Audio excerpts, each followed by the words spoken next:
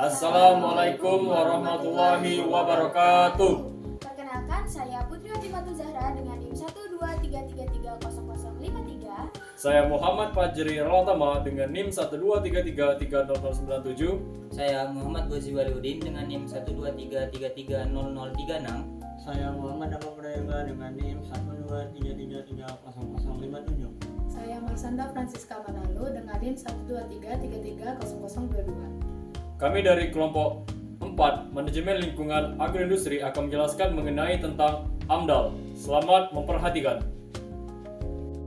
Baiklah teman-teman sekalian, sebelum kita mengetahui apa itu AMDAL, kita harus tahu dulu AMDAL itu seperti apa, definisinya seperti apa. Jadi AMDAL itu merupakan suatu metode ataupun cara kajian dalam mengkaji suatu lingkungan, di mana kajian ini akan digunakan untuk menentukan bahwasanya tempat atau lingkungan tersebut cocok untuk dilakukan suatu kegiatan usaha. Dan juga AMDAL ini telah diperkenalkan pada tahun 1969, tepatnya di Amerika Serikat, dan juga telah diatur di beberapa undang-undang, mulai dari Undang-Undang Nomor 23 tahun 1997 dan juga PP Nomor 27 tahun 1999. Dalam penggunaan AMDAL itu terdapat dasar hukum penyelenggaraan AMDAL, yang mana AMDAL sendiri kan merupakan suatu cara ataupun metode dalam mengkaji suatu lingkungan agar lingkungan tersebut dapat diprediksi baik atau tidak untuk dilakukan suatu usaha. Dan ini sering dipakai pemerintah, yang mana pemerintah mengkaji lingkungan itu menggunakan AMDAL dari beberapa aspek, mulai dari aspek fisik, biologis, dan lain sebagainya. Yang mana hasil kajian ini akan diperuntukkan bagi perusahaan-perusahaan ataupun pabrik besar agar dapat menjadi pertimbangan dalam membangun suatu usaha, guna memberikan suatu pabrik ataupun suatu wadah kerja yang baik dan aman bagi karyawan ataupun para pekerja yang akan bekerja di pabrik tersebut.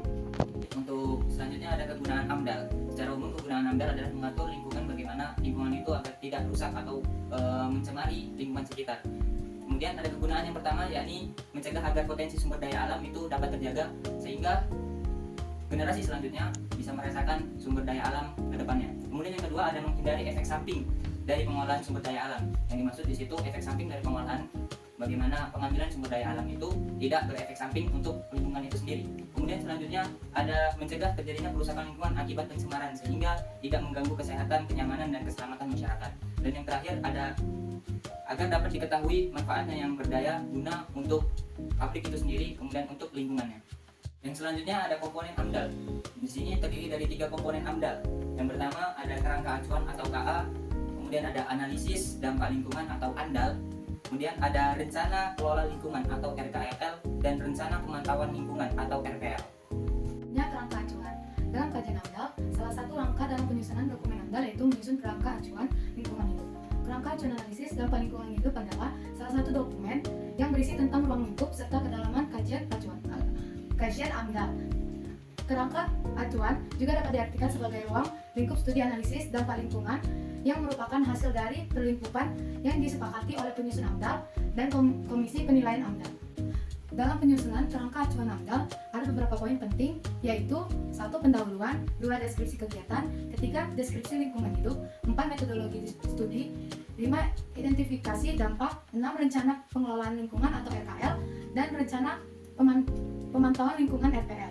Yang ke-7, pelibatan masyarakat. Yang ke-8, kesimpulan. Selanjutnya adalah analisis dampak lingkungan atau ANDAL. Adalah salah satu komponen dari studi AMDAL yang berisi kajian untuk dampak penting dari suatu kegiatan atau proyek terhadap lingkungan. ANDAL merupakan salah satu tahap analisis yang dilakukan untuk penyusunan kerangka acuan dan bertujuan untuk mengidentifikasi, memprediksi, serta mengevaluasi dampak-dampak yang mungkin timbul dari kegiatan. Yang selanjutnya yaitu tujuan ANDAL. Tujuan dari ANDAL yaitu menganalisis dampak, yaitu mengidentifikasi dan mengukur dampak positif dan negatif dari proyek. Yang kedua yaitu evaluasi kelayakan. Evaluasi kelayakan lingkungan, yaitu menentukan apakah dampak yang ditimbulkan dapat diterima sesuai dengan standar lingkungan yang berlaku. Yang ketiga yaitu dasar pengambilan keputusan, yaitu memberikan informasi kepada pihak berwenang untuk memutuskan apakah proyek tersebut layak untuk dilanjutkan atau perlu dimodifikasi. Yaitu ada rencana kelola lingkungan atau biasa dipanggil RKL. RKL ini adalah dokumen yang berisi arahan dan pedoman untuk mengelola dampak negatif dan meningkatkan dampak positif dari suatu kegiatan atau proyek. RKL merupakan instrumen penting untuk memastikan bahwa setiap kegiatan berjalan sesuai dengan prinsip-prinsip pembangunan berkelanjutan. RKL ini disusun sesuai dengan Peraturan Menteri Lingkungan Hidup Nomor 16 Tahun 2012 tentang pedoman penyusunan dokumen lingkungan hidup. Berbeda dengan RKL, selanjutnya ada rencana pemantau lingkungan hidup atau RPL. RPL ini adalah rencana tindak lanjut untuk mengelola dampak penting yang ditimbulkan oleh aktivitas proyek. RPL merupakan instrumen penting untuk memastikan bahwa setiap kegiatan berjalan sejalan dengan prinsip pembangunan berkelanjutan. RPL berfungsi sebagai acuan untuk melaksanakan pengelolaan lingkungan terhadap operasi existing dan tahap operasi setelah pengembangan. Maka dari ini dapat disimpulkan bahwa AMDAL merupakan instrumen yang sangat penting dalam upaya untuk melindungi lingkungan hidup. Dengan melakukan AMDAL, kita dapat memastikan bahwa pembangunan dilakukan secara berkelanjutan dan tidak merugikan di generasi mendatang. Hasil dari AMDAL berupa dokumen yang berisi rekomendasi pengelolaan lingkungan yang harus dipatuhi oleh pihak pengembangan proyek. Baik, sekian presentasi dari kami. Terima kasih atas perhatiannya. Semoga apa yang kami sampaikan itu bermanfaat. Kami akhiri dengan mengucapkan wassalamualaikum warahmatullahi wabarakatuh.